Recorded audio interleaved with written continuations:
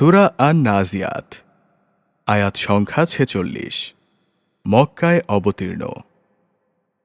বিসমিল্লাহির রহমানির রহিম। রহমান রহিম আল্লাহ তাআলার নামে। ওয়ান-নাজিআতি গরকা। শপথ ফেরেশতাদের যারা নির্মমভাবে পাপীদের আত্মা ছিনিয়ে আনে। ওয়ান-নাশিতাতি নাশতা। শপথ ফেরেশতাদের যারা সহজভাবে নেককারদের রূহ খুলে নেয়। ওয়াস-সাবিহাতি সাবহা। শপথ ফেরেশতাদের যারা আমার হুকুম তামিল করার জন্য সাঁতরে বেড়ায়। আস-সাবিকাতি সাবকা। শপথ ফেরেশতাদের যারা হুকুম পালনে দ্রুত এগিয়ে চলে। আল-মুদাব্বিরাতি আমরা। শপথ ফেরেশতাদের যারা নিজেদের কাজ সুষ্ঠুভাবে পরিচালনা করে। ইয়াউমা তারজুফুর রাজিফাহ।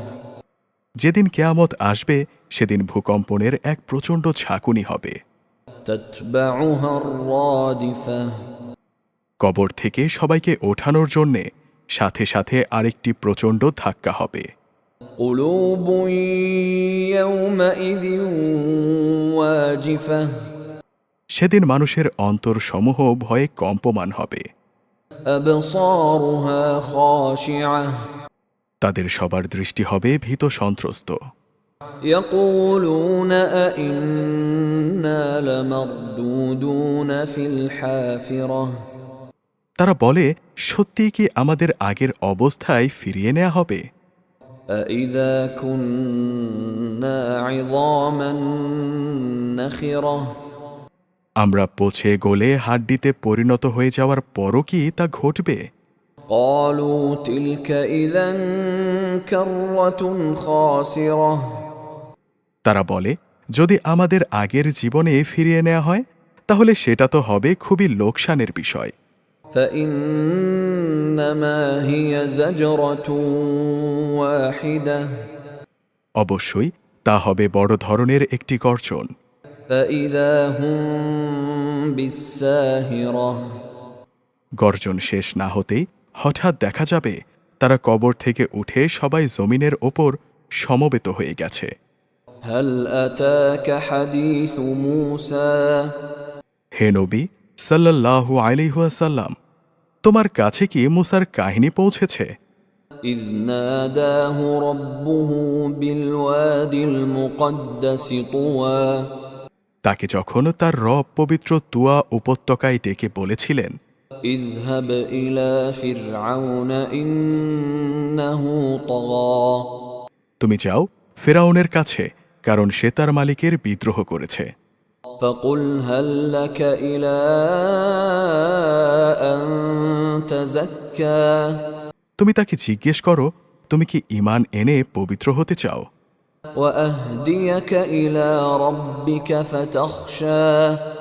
আমি তোমাকে তোমার মালিকের কাছে পৌঁছার একটা পথ দেখাতে পারি, অতঃপর তুমি তাকে ভয় করবে। فأراه الآية الكبرى। এরপর সে তাকে আমার পক্ষ থেকে নবুয়তের বড় একটি নিদর্শন দেখালো। فكذب وعصى। সে আমার নবীকে মিথ্যা সাব্যস্ত করল এবং সে তার বিরুদ্ধাচরণ করল। ثم أدبر يسعى। অতঃপর ষড়যন্ত্র করার মানুষে সে পেছনে ফিরে গেল। فحشر فنادى। সে লোকজন জড়ো করল এবং তাদের ডাক দিল। فقال أنا ربكم الأعلى। এবং বলল, আমি হচ্ছি তোমাদের সবচেয়ে বড় রব। فأخذه الله نكال الآخرة والأولى। অবশেষে আল্লাহ তাআলা তাকে আখেরাত ও দুনিয়ার আযাবে পাকড়াও করলেন। إن في ذلك لعبرة لمن يخشى। অবশ্যই এমন লোকের জন্যে এতে শিক্ষার নিদর্শন রয়েছে যে আল্লাহ তাআলাকে ভয় করে।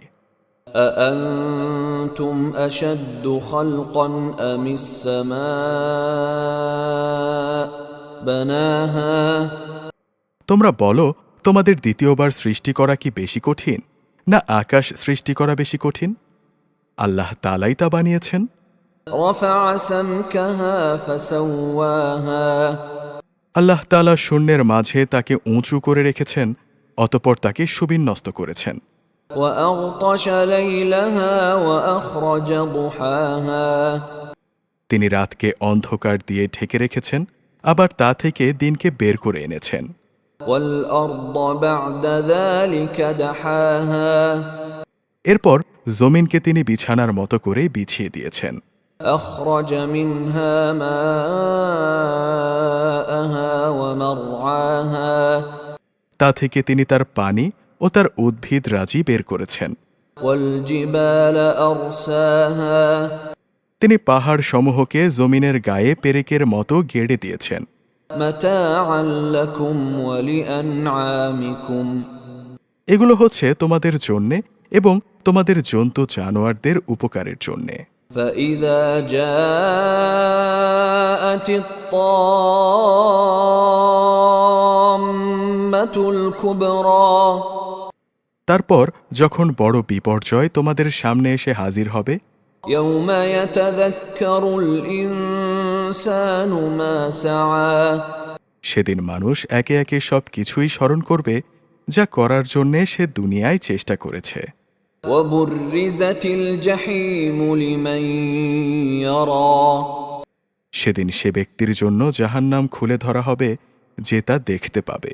فأما من طغى অতঃপর যে ব্যক্তি সীমা লঙ্ঘন করেছে وآثر الحياة الدنيا এবং পরকালের তুলনায় দুনিয়ার জীবনকেই অগ্রাধিকার দিয়েছে, فإن الجحيم هي المأوى অবশ্যই জাহান্নাম হবে তার একমাত্র আবাসস্থল। وأما من خاف مقام ربه ونهى النفس عن الهوى আবার যে ব্যক্তি তার মালিকের সামনে দাঁড়ানোর দিনটিকে ভয় করেছে এবং এই ভয়ে নিজের নফসকে কামনা বাসনা থেকে বিরত রেখেছে, فإن الجنة هي المأوى অবশ্যই জান্নাত হবে তার অনন্ত ঠিকানা। يسألونك عن الساعة أيان مرساها তারা তোমার কাছে জানতে চায় কিয়ামত কখন সংঘটিত হবে। فيما أنت من ذكراها আসলে সেই সময়ের কথা বর্ণনা করার সাথে তোমার কি সম্পর্ক? إلى ربك منتهاها তার আগমনের চূড়ান্ত জ্ঞান একমাত্র তোমার মালিকের কাছেই রয়েছে।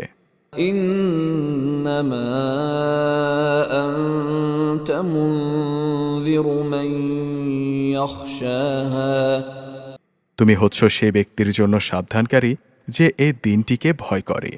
كأنهم يوم يرونها لم يلبثوا إلا عشية أو ضحاها যেদিন এরা কিয়ামত দেখতে পাবে সেদিন এদের মনে হবে তারা দুনিয়ায় এক বিকাল কিংবা এক সকাল পরিমাণ সময়ের চাইতে বেশি সময় অতিবাহিত করেনি।